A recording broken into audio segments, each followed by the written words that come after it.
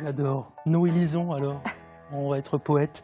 Tiens, à propos de poésie, ce garçon vit son rêve éveillé. Il a fait de sa passion son métier. Bonjour Yass. Bonjour. C'est Yass Mounasinghe. Mounasinghe, oui. Pour être très précis. Quelle est son origine? On va le savoir d'ici quelques minutes et surtout découvrir son univers assez surprenant. Je suis sûr que quelques Bourguignons ou Franc-Comtois le connaissent déjà parce que c'est un artiste et un artiste peut cacher un autre artiste. C'est un talent de la région qui est avec nous, un meilleur ouvrier de France. Bonjour Philippe Tatre. Bonjour Pascal. Allez, maintenant on va découvrir un autre univers avec un artiste made in Bourgogne-Franche-Comté.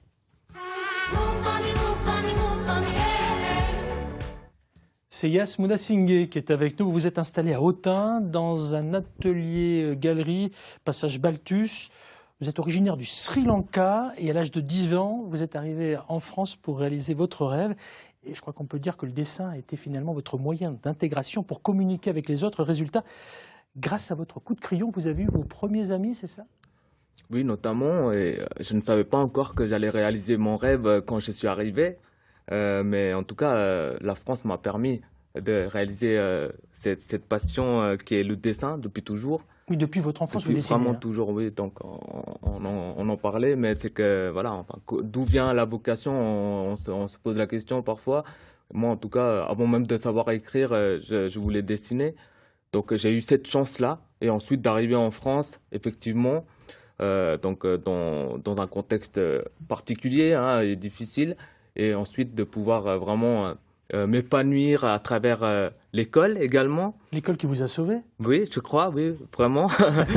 Pourquoi? Parce que, non, mais c'est important de le souligner qu'aujourd'hui, à mon tour, je transmets le dessin à des jeunes, notamment comment dire, qui Au décrochent. Beaux-Arts, à Chalon-sur-Saône et à Dijon, par exemple. Bien sûr, les étudiants également. Ouais. Et moi, c'est vraiment les profs qui m'ont sauvé, qui m'ont permis d'être là où je suis aujourd'hui et de vivre de ma passion.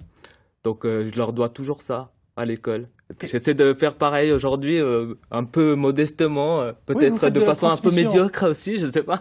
Non, vous faites de la transmission, ça vous fait un point commun avec le garçon qui est à côté de vous, avec Philippe, parce que ça fait partie de la charte des meilleurs ouvriers de France, transmettre son savoir, Philippe. Absolument, tout à fait. Et on parlait tout à l'heure des meilleurs apprentis, c'est exactement ça. Oui, voilà, les meilleurs apprentis de France, on parle souvent des meufs, mais il y a les ouais. meufs, c'est important. Je reviens vers vous, Yass. Le dessin, là, vous en avez fait votre métier. Vous êtes devenu dessinateur professionnel. Vous rencontrez beaucoup de jeunes. Qu'est-ce qui vous demande le plus, ces jeunes, quand vous les recevez dans votre atelier ou quand vous les rencontrez aux Beaux-Arts, à Dijon, à Châlons ou ailleurs en Bourgogne-Franche-Comté? Alors, la question qui revient souvent, c'est est-ce que c'est possible de vivre de sa passion? De vivre de sa passion. Et moi, j'ai dit oui, c'est possible. C'est une affaire de confiance. On apprend à dessiner toute notre vie. Donc, l'école est un passage. C'est mieux si on a l'école, mais même sans l'école, on peut réussir. Le tout, c'est d'aimer, c'est d'être, je crois, passionné par ce qu'on fait. Alors vous, le dessin, c'est pas que le pinceau, que le crayon. Il y a aussi un petit peu de numérique. Vous travaillez comment, Yass? C'est une bonne question, moi-même, je ne sais pas trop. En tout cas, un petit peu à l'épreuve de ma vie, c'est que j'aime bien vraiment chercher des techniques différentes, sortir de la zone de confort. Je me définis comme dessinateur, donc un dessinateur, ça prend des risques, je crois. Donc, on voit d'ailleurs quelques-uns de vos dessins. Là, j'ai pris un risque aussi, là, je suis désolé. désolé. Vous puissiez les montrer, qu'on puisse voir. Ouais. Donc voir là, je n'ai pas vraiment terminé, je ne sais pas si j'aurai le temps. Oui. J'ai voulu un Ça, petit c'est peu... les outils du camarade meilleur ouvrier de France, avec ce fameux ciseau à 3 lames, notamment. Ensuite, voilà, alors là, c'est une esquisse, c'est l'essence du dessin, c'est-à-dire observer et reproduire ou réinventer. Ça, c'est ce que je dis aussi à mes jeunes, c'est que voilà, le dessin, c'est avant tout une façon de regarder le monde et parfois aussi d'essayer de comprendre sa propre nature à travers la représentation de l'autre. Je fais également de la bande dessinée et je crois que la bande dessinée, c'est aussi voilà, c'est l'art de raconter quelque chose, parfois se raconter des choses. Moi, en tout cas, il m'a fallu la bande dessinée pour rêver ma vie à une période où je ne connaissais pas encore la langue française, que j'aime beaucoup aujourd'hui. Donc, façon de communiquer, la bande dessinée, une façon aussi de reprendre confiance en soi, surtout quand on est un petit peu marginal, quand on est jeune, c'est un monde difficile, l'école notamment. Donc voilà, c'est tout ça, le dessin, c'est pas seulement faire joujou avec son crayon, c'est aussi une façon de sortir peut-être de sa condition et puis de se dire que tout est possible en tout cas. Ouais, alors vous travaillez, on l'a compris, avec divers outils, hein, forcément, ça va du crayon classique jusqu'au numérique, mais vous travaillez sur commande quand vous faites une bande dessinée. On en a vu quelques-unes là défiler pendant que vous parliez, il y en a quelques-unes posées devant vous, on les voit aussi à l'écran.